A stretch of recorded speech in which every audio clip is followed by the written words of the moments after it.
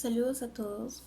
Bueno, el día de hoy, como dice el título, les vengo a explicar este tema, la desigualdad social y la corrupción como factores que frenan el desarrollo de nuestro país, del Perú. Al día de hoy ya se van a cumplir incluso más de 100 días del confinamiento domiciliario, todo ello debido a la pandemia que está afectando al mundo y principalmente a nuestro Perú. Y este deja al descubierto los constantes errores que se van repitiendo año tras año, década tras década, sin ninguna mejora.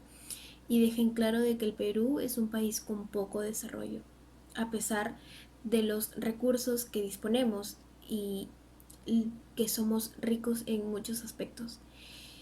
Entre los factores que resalto están la desigualdad de oportunidades, que lo que conlleva a la pobreza, y bueno, debido a la diferenciación de clases, que en otro panorama podríamos decir que es una discriminación socioeconómica hasta incluso racial. Otro factor importante, como ya mencioné en el título, es la corrupción, que nos ha ido acompañando año tras año, por no decir en todos los gobiernos que hemos vivido como país. Y bueno, esta corrupción, a pesar de la coyuntura en la que estamos viviendo, no ha frenado en ningún momento. Y esto hace que el Perú no se modernice como debería.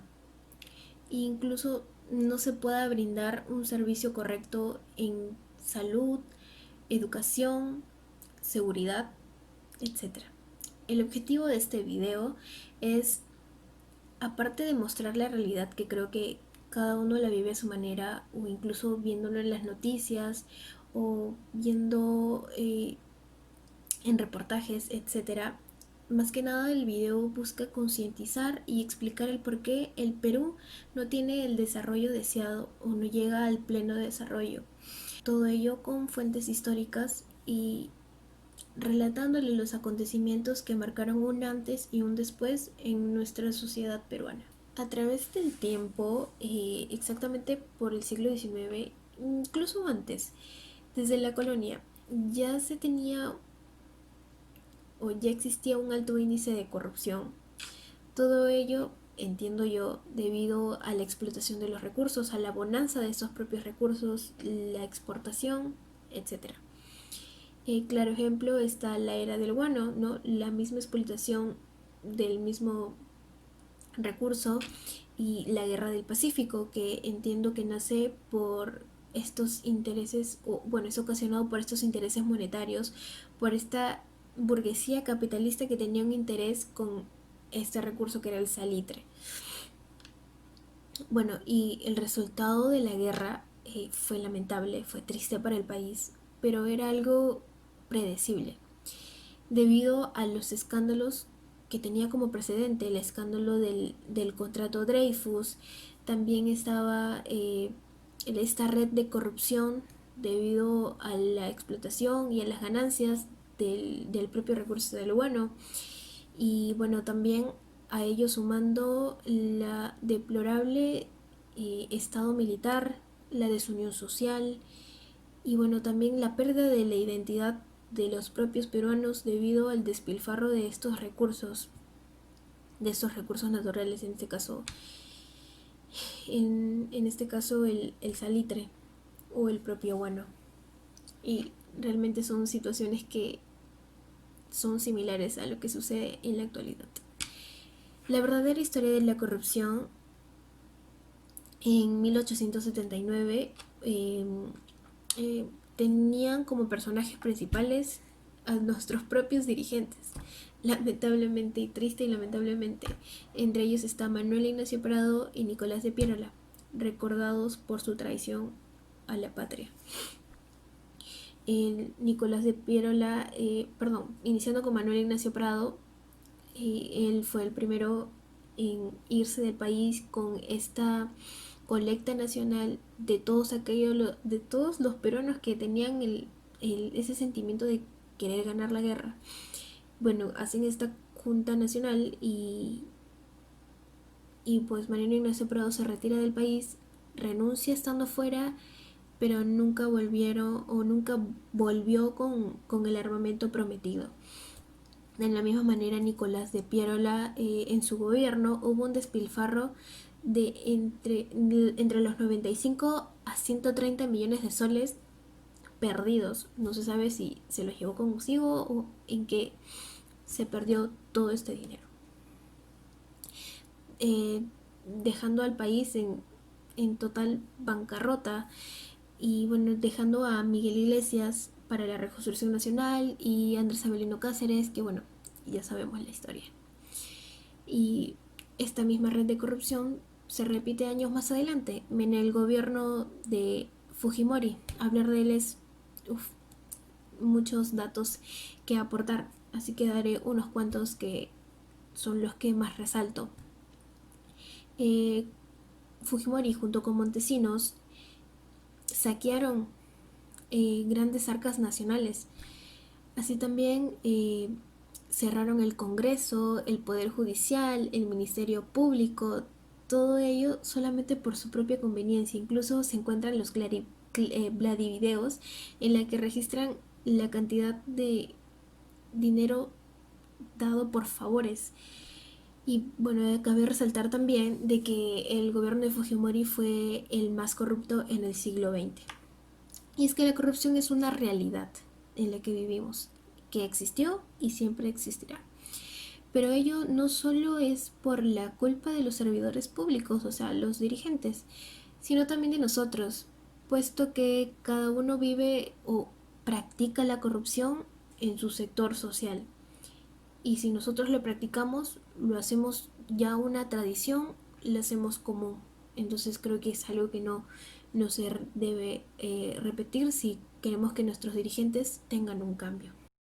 Por otro lado, la desigualdad social, al igual que la corrupción, prima desde nuestros inicios. Según Guillermo Nargen, la diferenciación social se dividía en dos sectores, el sector de la mano de obra y el sector intelectual. El tema de igualdad de oportunidades no era un tema muy relevante, puesto que este sector de la servidumbre era dejado de lado y olvidado. Si no es que hasta la llegada de la gran masa migrante a Calima y después de los constantes abusos y lucha de clases sociales, es que se logra un nuevo orden tradicional. Un acontecimiento histórico importante sería la reforma agraria, que si bien es cierto no se cumplió o no cumplió el objetivo que se quería, la iniciativa fue buena, aparte que tuvo un gran impacto social. En la dictadura de Velasco, si bien es cierto, muchos hacendados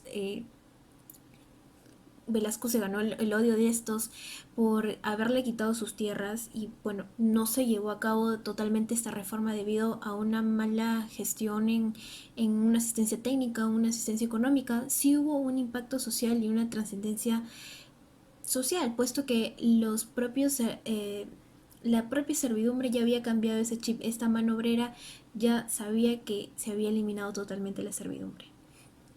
Otro suceso importante en la que se pueda reconocer la desigualdad serían en los años 1940 y 1990, como ya mencioné, esta gran masa migrante que llega a Calima. Estos nuevos emprendedores, nacen los nuevos barrios populares, que en un país no tan tolerante como el nuestro no era lo más esencial, pero sin embargo sucedió. Y es por ello que al día de hoy podemos ver la gran sobrepoblación y vemos que en cerros muy alejados hay gente que está viviendo ahí. Aparte que el mismo gobierno está incentivando la descentralización de la propia Lima. Y es que tenemos esta herencia del racismo a lo largo de la historia y nace de una ideología de la exclusión por esta opresión a la mano obrera, por los incontables abusos a esta servidumbre, al gabonarismo, si no es hasta el gobierno de Billisburg que se lograron exigir las 8 horas de trabajo o incluso los votos de los mismos indígenas. Sin embargo, esta nueva fusión también tuvo aspectos positivos, eh, puesto que llegaron a Calima estos migrantes y estos nuevos emprendedores que tuvieron suerte y bueno, subieron en la clase social debido a sus propios recursos, a su propio trabajo y al nuevo sector económico donde iban a pertenecer.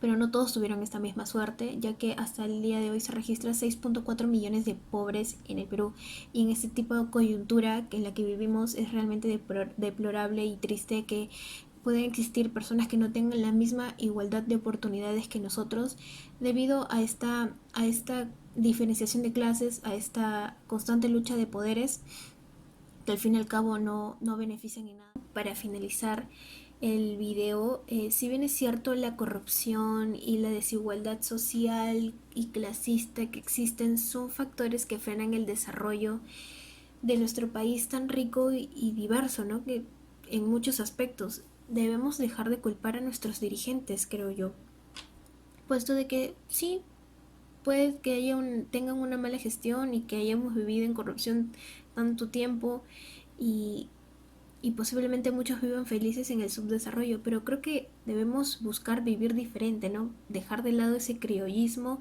y decir de que si vives en el Perú tienes que ser vivo porque si no, no eres nadie. Tenemos que cambiar ese tipo de pensamiento, vivir diferente en una sociedad donde se busque la reciprocidad que existía en el Tahuantinsuyo.